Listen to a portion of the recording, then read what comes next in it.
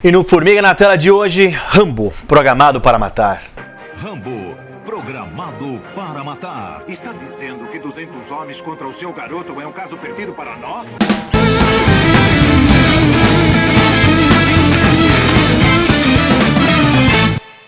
Bom, aproveitando, né, que o quinto filme, né, desse ícone do cinema de ação tá estourando ou acabou de estourar, né, nos cinemas. Aí a gente veio falar da Gênesis, né, o filme que deu origem à franquia, né? Rambo, programado para matar, né, que no original é First Blood, né? Então ele já tem um título nacional aí que é bem chamativo, bem exploitation, né? Sim. Mas, cara, é um filmaço, né? Vamos falar a verdade. Sim. Ele destoa muito do que veio depois, mas ele é um filme muito próximo, inclusive no seu teor de crítica, ele é um filme muito próximo de um período aí que a gente adora, que é a Nova Hollywood, né? Exato. Sim, e assim, obviamente, né, o Rambo depois, o Rambo 2, o Rambo 3, ele o personagem se tornou um herói, né, e assim, são filmes de entretenimento, filmes de guerra, né, filmes de ação, né, que o primeiro, muita gente acaba até descartando, né, nem comentando tanto. Mas o primeiro, ele, óbvio, né, tem a sua parte de ação, mas no fundo, né, o pano de fundo mesmo é uma história dramática, né? Então a gente tem o Rambo é um personagem traumatizado, né, pela guerra do Vietnã, enfim, tá até mais próximo do Travis, né, do Taxi Driver, do que o herói de ação que ele vai se tornar no Rambo 2, né, que aí o herói americano, né? E assim, é um abismo, né? Impressionante o primeiro Rambo do que o Rambo se torna no Rambo 2. Aliás, Rambo 2, um vídeo nosso de sucesso, né? Tá aqui o cartão aqui em cima, quem não viu ainda, né? Até porque o filme é um filme de extremo sucesso, né? O Rambo 2 foi um sucesso. Foi.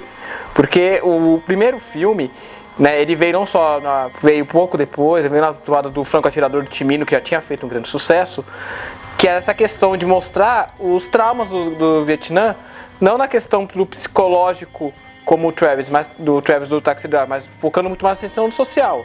Porque nesse filme a gente vê que o Rambo é tratado como um nada, como um ser que não é um vagabundo no sentido literal da palavra, o cara que não é bem visto. Tanto que o que começa toda a matança, não é que ele só mata 2 pessoas o filme inteiro? Sim. Porque o Brian Dennehy meio que, por sacanagem, manda ele sair da cidade e ele questiona, eu não sou bem-vindo aqui, por quê? Sim, mas na verdade, vamos contextualizar a parada. Eu acho que você citou muito apropriadamente o Franco Atirador, né? O Rambo, o First Blood, né? Que assim, e olha só, olha a sutileza do título original, First Blood, né? Quem sabe, derramou o primeiro sangue? Foram os policiais, não foram o Rambo, né? Ele simplesmente reagiu. Então, o livro First Blood, do David Morrell, ele é de 72, né? Ou seja, no auge da Nova Hollywood, né? Então, ainda ia demorar um pouquinho para o cinema encarar esse lance do Vietnã de uma forma séria, de uma forma contundente, né? Tanto que isso vai acontecer primeiro num documentário, né, que é o Corações e Mentes, né? Sim. Em 74. Claro. Depois a gente tem o Amargo Regresso com o John Voight e a Jane Fonda, né? A gente tem o Franco Atirador que você citou. O próprio Taxi Driver, ele vai tocar nesse assunto também. E aí em 82, já tardiamente, chega o Rambo, ainda nesse espírito e tal. Então qual que é a diferença nesses 10 anos de hiato entre o livro e o filme? Bom, primeiro que, se você pensar que o Rambo, o primeiro Rambo, ele ficou um tempo em gestação até encontrarem seu protagonista, tá? Porque não era um projeto do Stallone, né? Embora ele já viesse ali de um puta sucesso que era o Rock, né? E o Rock 2, né? Demorou um tempo aí pra galera, sei lá, escolher um protagonista e tal. E quem acabou sendo cogitado antes do Stallone, né? Al Pacino e Dustin Hoffman, cara, que são 2 caras, assim, fortíssimas da Nova Hollywood. E se você olhar, cara, no texto, faz todo sentido. Porque nós teríamos, é claro, um filme muito diferente desse do Stallone, mas o Al Pacino eu consigo ver perfeitamente, cara. É só você ver o cara em Parceiros da Noite, do Friedkin 80, você vê o cara em Sérpico, eu acho que casa muito bem. E é distanciar o negócio ali do herói de ação, o cara fortinho e tal. Mas seria um filme contundente também. E o Teddy Kochev, né, que dirigiu o filme, embora ele não tenha tido uma carreira assim muito vitoriosa, né, como cineasta, ele é um cara talentoso pra cacete, né? Sim. Não, e você falou aí do Ted Kotcheff, né? Ele não é tão conhecido, né? Não tem uma carreira assim, realmente, como você estava falando, né? Então, até trabalhou com muitas séries, enfim. Mas tem um filme meio perdido ali na filmografia dele, super interessante, que é o Waking Fright. Sim, né? Pelos Caminhos do Inferno. Pelos Caminhos do Inferno, Maravilhoso. que já está dentro, né, da fase Nova Hollywood, né? Então já é um filme bem difícil, né? Assim, bem melancólico também, mas é um excelente filme. E curiosamente, né, até pelo próprio Rambo, né, o Ted Kotcheff foi bem na direção, né? Fez um filme, é um filme de dramação, enfim. Acabou fazendo no ano seguinte o De Volta para o Inferno, que é uma memória afetiva meu, inclusive. O Gene Hackman, que é um filme bem de guerra, né? Assim, que enaltece, né, também os americanos, enfim. Já é uma pegada bem diferente, né? Mais próxima do Rambo 2 do que do Rambo, do primeiro Rambo, né? O plot é exatamente o mesmo, cara. É voltar pro Vietnã pra resgatar os prisioneiros. Isso, aí junta lá os carinhas lá, né, e tal, enfim, vai... É assim, que é interessante também, mas obviamente não tem mesmo impacto que teve o Rambo, né? Então o Rambo é muito mais impactante, né, e muito que a gente já falou, né, em relação ao personagem, né, em relação à Guerra do Vietnã, né, o embate também, né, e é super curioso, a gente acabou não falando, né, a gente nem precisa falar também de sinopse, mas o Rambo retorna, né, para uma cidadezinha chamada Hope, né, uma cidadezinha pequena americana, bem conservadora, né, que é super interessante ver isso, e ele dá de encontro, né, primeiro ele chega em busca, né, de um amigo dele, que descobre que ele morreu de câncer. Por conta do napalm usado pelo Vietnã. Exatamente. Então, assim, você percebe que o Rambo realmente é um personagem bem perdido, né? Tá ali sozinho. E aí sim, né? A gente chega numa cidadezinha bem conservadora, que é a cidadezinha Hope, né? Que é a esperança, né? Traduzido também, né? Tem essa parte que é interessante você analisar. E aí encontra-se o Brian Dennehy, que é a lei. A lei, né? A lei bem conservadora da cidadezinha, que é, obviamente, né? Tá ali cuidando da cidade, né? E encontra um cara que é um vagabundo, né? Que ele chama. Então não gosta, vai dar uma carona pra ele, pra tirar ele da cidade.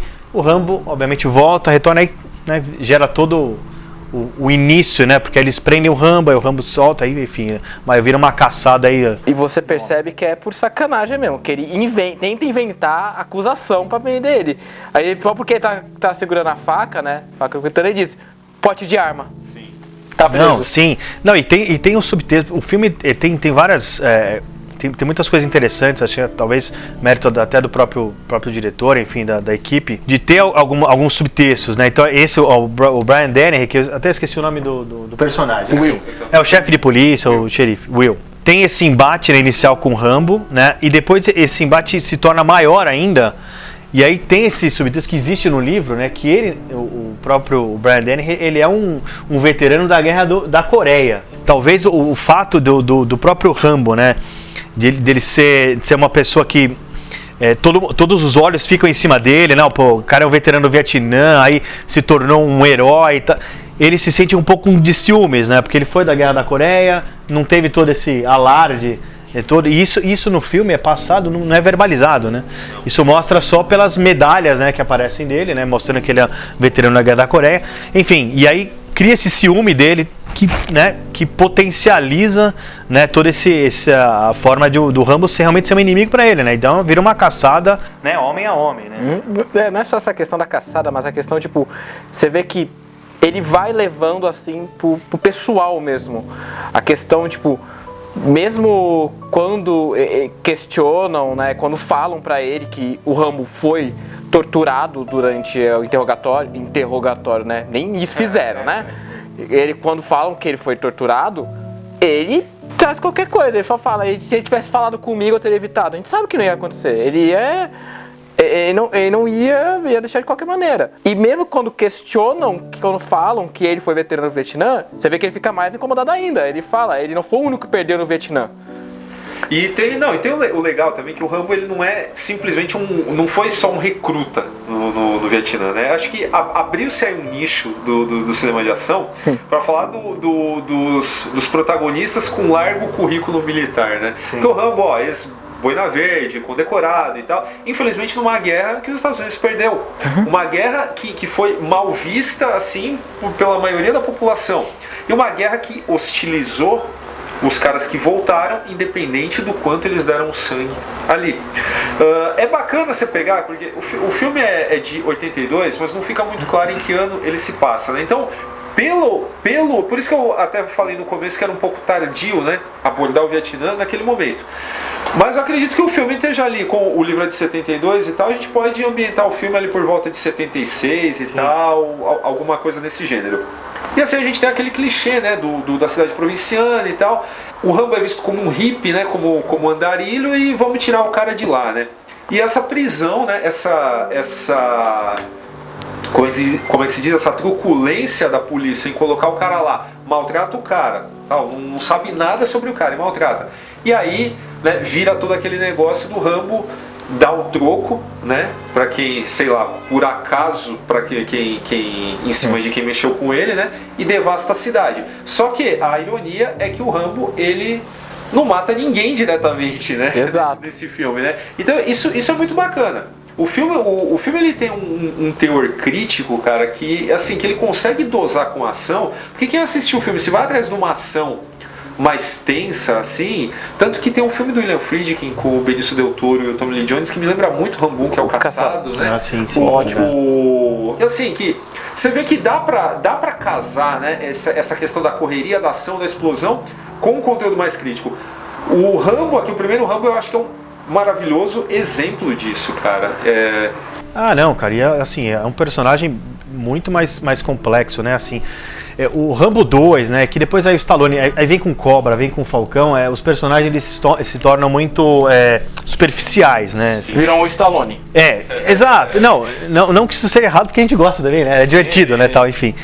Mas a diferença entre o primeiro Rambo e o segundo, né, de personagem, de substância, né, a gente está falando de crítica, é um abismo, né, assim, enorme, né. Então realmente o Rambo 2 o personagem se torna superficial, ele vira um herói. No primeiro ele é um anti-herói, e até no livro ele é muito mais psicótico.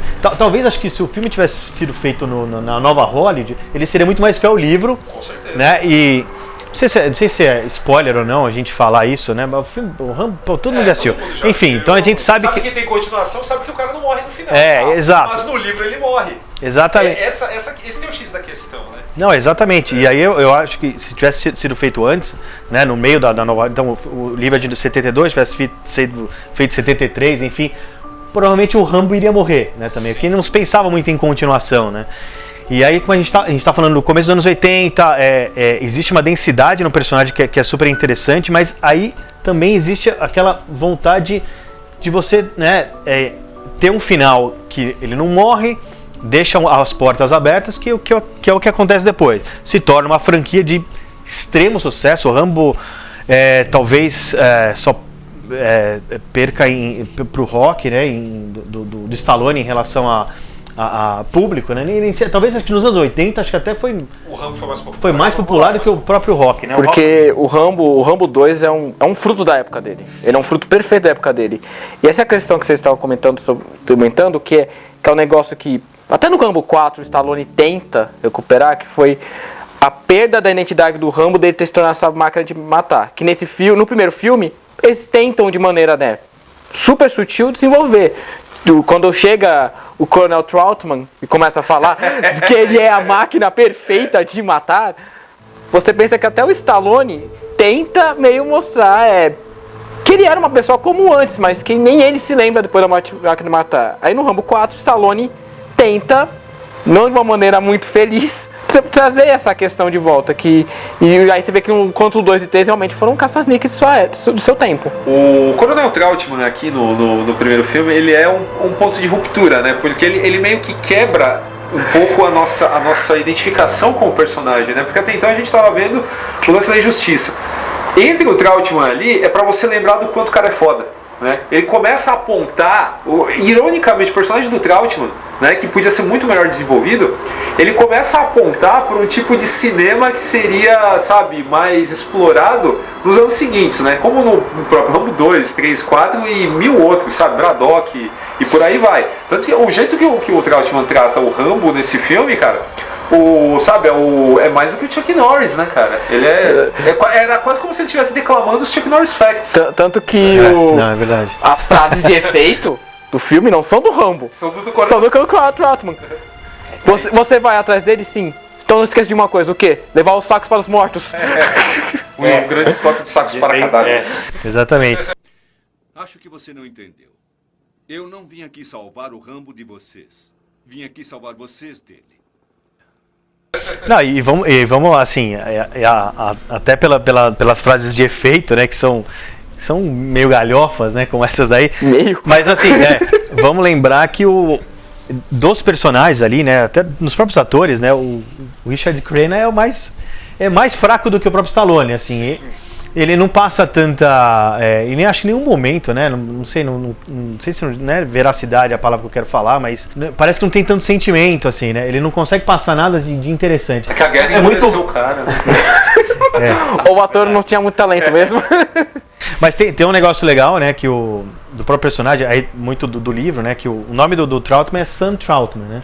E existe essa metáfora interessante do Uncle Sam, né, que seria, né, os Estados Unidos. O Trautmann, ele personifica, né, o que é os Estados Unidos, que cria pessoas como o Rambo, né, e que criou a Guerra do Vietnã e sentiu remorso depois, né, nesse sentido. Então tem todo esse lance também que é muito do livro, né, que passa um pouco no filme também, que é o Uncle Sam Trautmann. Tanto que a primeira cena fala ele fala isso literalmente que você falou, que o Brian Henry questiona, quem cria uma pessoa como Rambo aí, Trautmann? Eu criei, eu treinei, eu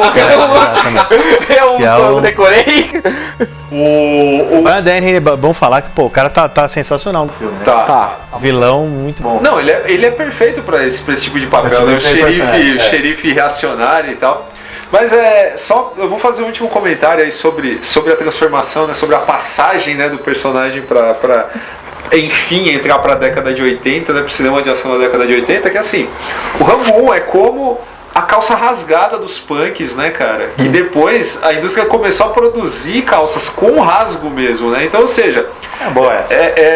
Ele acabou assimilado, né? O próprio Stallone, ele meio que já cria uma mentalidade, se não criou, não criou, mas foi um dos principais representantes da mentalidade da franquia e da continuação, né? Que até a década de 70 estava restrito a obras fechadas como o Poderoso Chefão, né?